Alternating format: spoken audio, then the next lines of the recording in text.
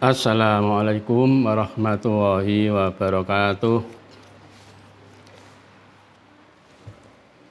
Selamat bertemu kembali dengan Pak Mahmudun, pengampu pelajaran IPS. Anak-anak kelas 8, sebelum kita mulai, mari kita membaca basmalah bersama-sama. Bismillahirrahmanirrahim. Kemudian kita buka halaman 68, yaitu tentang sejarah persebaran nenek moyang. Pada dasarnya, nenek moyang bangsa Indonesia ini terdiri dari 3 ras. Apakah ras itu, anak-anak? Ras itu adalah kelompok-kelompok manusia yang mempunyai ciri-ciri fisik yang sama. Misalnya warna rambut, bentuk tubuh, kemudian warna kulit. Ini namanya ras.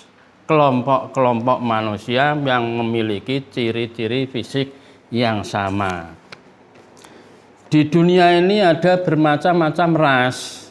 Ada yang namanya ras Mongoloid, ras Kaukasoid, ras Negroid, ras Melanesoid, ras Proto-Melayu, dan ras Detro-Melayu. Dan ada lagi ras campuran.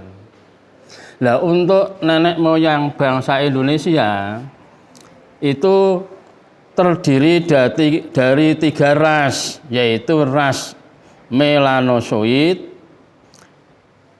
Ras ini mula-mula berasal dari Afrika. Nah, yang menurunkan bangsa Papua, orang-orang Papua ini adalah ras Melanosoid. Makanya orang-orang Papua itu hampir mirip dengan orang Afrika kulitnya, ya.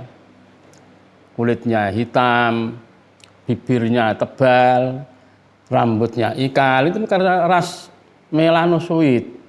Ras ini mula-mula datang dari Afrika. Orang Afrika kan kulitnya hitam, ya.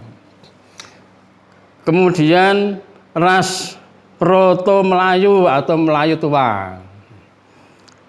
Ras yang ketiga adalah ras Detro-Melayu. Ras Detro-Melayu itu Melayu muda, ada Melayu tua, ada Melayu muda. Nah, kedua ras ini, baik Proto-Melayu maupun Detro-Melayu, itu datang dari daerah Yunan. Yunan itu ya Tiongkok sana. Makanya orang-orang Indonesia ini sebagian ada yang keturunan dari orang-orang Yunan, orang-orang Tiongkok. Penyebaran keturunan dari ketiga ras tersebut menciptakan berbagai kebudayaan yang berbeda-beda, menurunkan suku yang berbeda-beda. Ras Melanesoid, yaitu mereka datang dari Afrika yang menurunkan bangsa Papua. Adapun yang ras Proto-Melayu dan Detro-Melayu berasal dari Yunan tadi. Proto-Melayu menurunkan keturunan suku Batak, suku Nias yang berada di Sumatera Utara, suku Mentawai yang berada di Sumatera Barat, suku Dayak di Kalimantan, suku Sasak di Lombok. Adapun yang melalui jalur timur, keturunannya adalah suku Toraja di Sulawesi Selatan, suku Ambon, Ternate, Tidore di Maluku. Sedangkan yang Detro-Melayu menurunkan suku Jawa, suku Melayu, dan suku Bugis. Jadi kita orang Jawa ini adalah keturunan dari ras Detro-Melayu, berasal dari Yunan.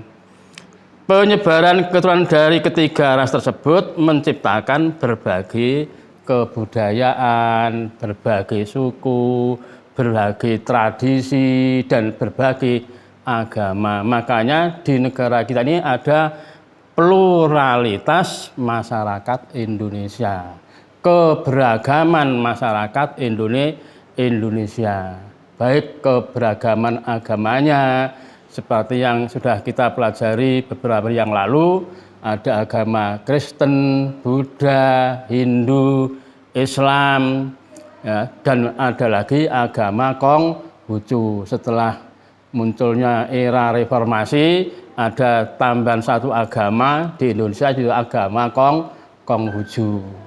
Agamanya juga pluralitas, budayanya juga pluralitas, sukunya juga pluralitas, itu keberagaman masyarakat Indonesia. Lah, keberagaman semacam ini kalau tidak dikembangkan saling menghargai, saling toleransi, mungkin akan sering terjadi konflik, terjadi persaingan, terjadi pertentangan, terjadi konflik, bahkan sampai menimbulkan peperangan. Sebagaimana yang pernah terjadi di masa-masa lampau, misalnya terjadi di Sumatera, itu ada konflik yang dikenal dengan nama Perang Padri. Padahal ini sama-sama suku bangsa Minangkabau dan sama-sama agama Islam, kok terjadi konflik, terjadi perang. Nah, karena punya kepentingan yang berbeda, sehingga timbullah perang yang namanya Perang Padri.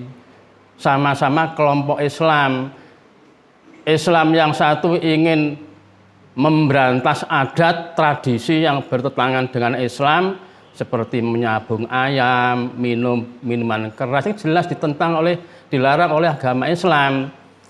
Sedangkan kelompok Islam yang lainnya mempertahankan.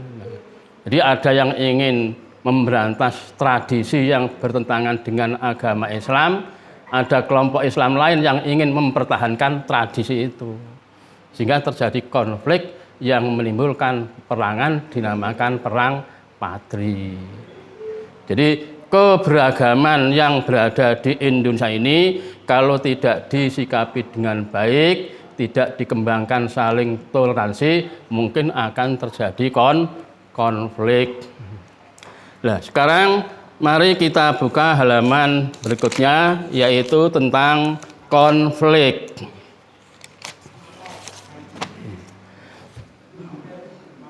Konflik ditinjau dari segi bahasa atau asal kata, itu berasal dari kata konfliger yang berarti saling memukul. Konflik.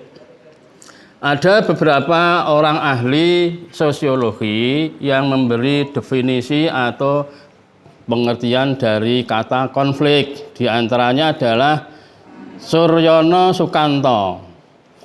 Menurut Suryono Sukanto, konflik adalah suatu proses sosial ketika orang perorangan atau kelompok manusia berusaha memenuhi tujuannya atau mencapai tujuannya dengan jalan menentang pihak lawan yang disertai dengan ancaman atau kekerasan.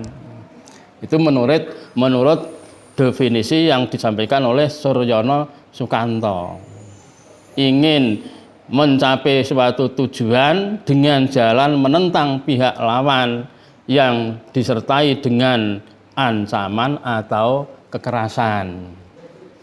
Sementara ahli sosiologi yang lain seperti Robert M.Y. Lawang, konflik adalah perjuangan untuk memperoleh hal-hal yang langka seperti harta, seperti status, seperti otoritas atau kekuasaan. Ini seringkali menimbulkan konflik, yaitu perjuangan untuk memperoleh hal-hal tersebut, untuk memperoleh harta memperoleh status dan memperoleh otoritas. Ini menurut Robert M.Z. Lawang. Sementara yang lain, Bernstein, konflik merupakan suatu pertentangan atau perbedaan yang tidak dapat dicegah. Biasanya di dalam masyarakat itu kalau terjadi perbedaan kok tidak bisa diselesaikan dengan damai, dengan cara yang baik, dengan kepala dingin, biasanya akan menimbulkan pertentangan, ya, sehingga meningkat menjadi konflik. Nah, untuk itu dari konflik-konflik yang telah kita ketahui ini perlu diadakan cara bagaimana untuk meredam konflik, bagaimana untuk mengatasi konflik. Nah, sebelum kita mempelajari tentang cara-cara untuk mengatasi konflik, perlu kita pelajari terlebih dahulu adalah faktor-faktor yang menyebabkan terjadinya konflik, yaitu pertama, perbedaan individu. Individu itu perseorangan. Perbedaan individu ini kalau terjadi konflik bisa juga berkembang menjadi konflik kelompok, konflik antar perorangan, bisa menyebabkan pula terjadinya konflik antar kelompok. Ini pernah terjadi anak-anak, sama-sama murid MTS Nahdlatul Muslimin, ya, anak dari Kalirjo, terjadi pertentangan dengan anak dari Wates. Itu pernah terjadi dulu, itu terjadi konflik antar individu, tapi karena kedua pihak punya teman, ya, punya teman yang banyak, punya pendukung, akhirnya teman-temannya ikut pula, maka timbullah konflik antar kelompok. Kemudian perbedaan kepentingan, yang satu ingin ke arah utara, yang satu lagi ingin ke selatan. Nah, ini kalau tidak ada aturan, tidak ada nilai-nilai yang berlaku dalam masyarakat, tentu akan terjadi benturan. Makanya ada aturan, ada nilai, kalau berjalan harus berada di sebelah kiri. Kalau tidak ada aturan itu tentu sering terjadi benturan, terjadi konflik karena perbedaan kepentingan. Kemudian perubahan nilai yang cepat. Perubahan yang terjadi secara cepat bisa disebut juga revolusi. Kalau yang lambat dinamakan evolusi. Seperti pernah terjadi di negara kita ini, ada perubahan yang cepat pada masa era Orde Lama berganti era Orde Baru. Ini terjadi revolusi, perubahannya cepat sekali, hanya 1 tahun 2 tahun evolusi, waktunya lama, yaitu sampai ratusan tahun. Nah, kalau sudah terjadi konflik semacam itu, maka ada upaya-upaya untuk mengatasinya. Bagaimana cara menangani konflik? Ada beberapa cara untuk menangani konflik. Yang pertama dengan cara rekonsiliasi atau reconciliation bahasa asingnya. Rekonsiliasi adalah usaha untuk menemukan keinginan pihak yang berselisih guna mendapatkan persetujuan bersama. Rekonsiliasi bersifat lebih lunak dibandingkan dengan koersi, dan membuka kesempatan pada pihak yang bersengketa untuk menemukan jalan tengah. Itu adalah rekonsiliasi. Rekonsiliasi hanya dapat terlaksana apabila kedua belah pihak mempunyai keinginan untuk menyelesaikan suatu masalah dengan cara damai. Kalau masing-masing mempertahankan pendapatnya, ya, masing-masing tidak mau ada yang mengalah, ya tidak bisa diadakan rekonsiliasi. Harus kedua belah pihak bisa mau diselesaikan dengan cara baik-baik, dengan cara damai. Kedua belah pihak mempunyai keinginan untuk menyelesaikan suatu masalah dengan cara damai. Yang kedua dengan mediasi, mediation. Mediasi adalah upaya penyelesaian suatu masalah atau konflik dengan menggunakan pihak ketiga. Dengan menggunakan pihak ketiga sebagai mediatornya. Nah, pihak ketiga ini harus adil, tidak boleh memihak salah satunya. Yang sebagai pihak ketiga, sebagai penengah harus bersikap adil. Sebagaimana dalam permainan sepak bola antara kesebelasan A dan kesebelasan B, harus ada pihak yang menjadi penengah, yaitu wasit. Kalau tidak ada wasitnya, ya nanti permainannya tidak terjadi sportif. Mungkin ya saling melakukan kecurangan-kecurangan. Untuk itu perlu adanya pihak ketiga.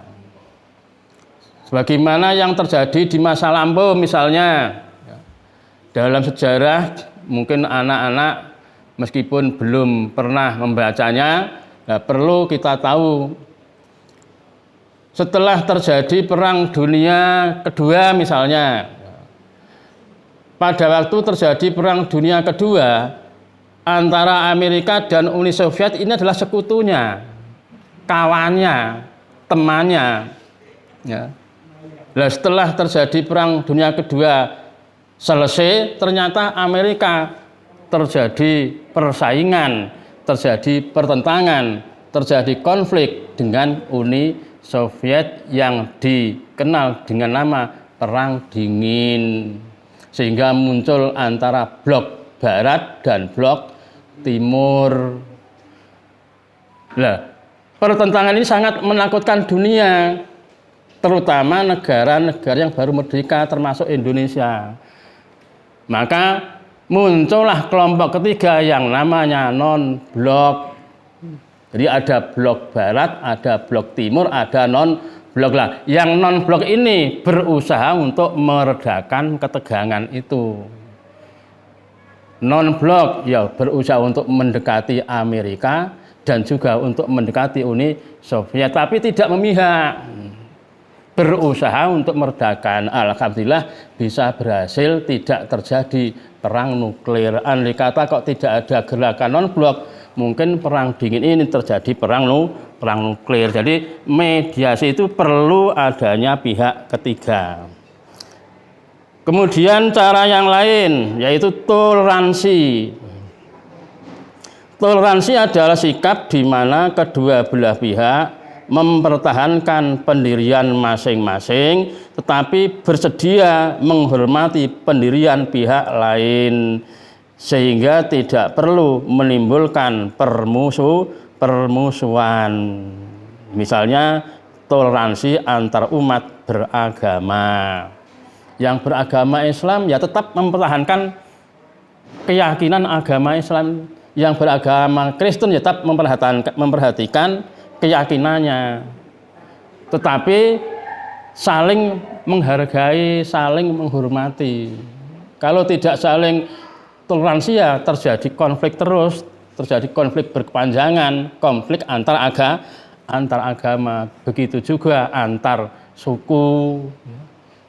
Kalau saling mempertahankan, tidak menghargai keyakinan orang lain, maka akan terjadi konflik yang berkepanjangan.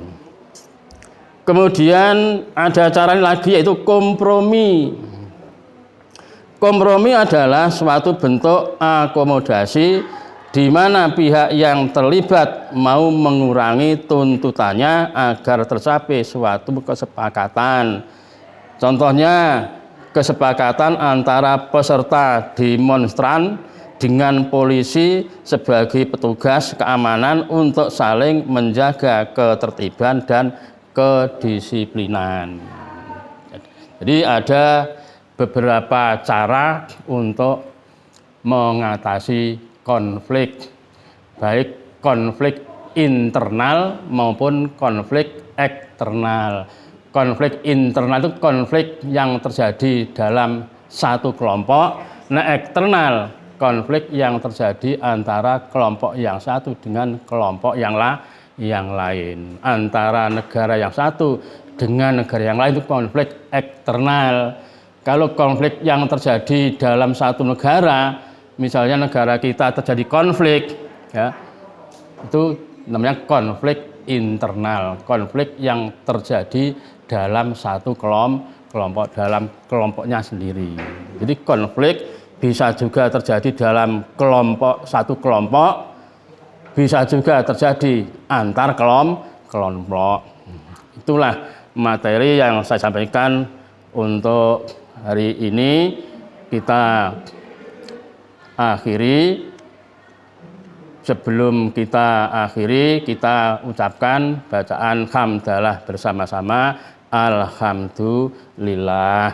Nah, untuk materi yang masih kurang ini kita baca sendiri, yaitu tentang cara-cara tadi untuk mengatasi konflik, dan kemudian ada kurang lagi yaitu tentang integrasi sosial. Itu perlu dibaca sendiri anak-anak, halaman 84.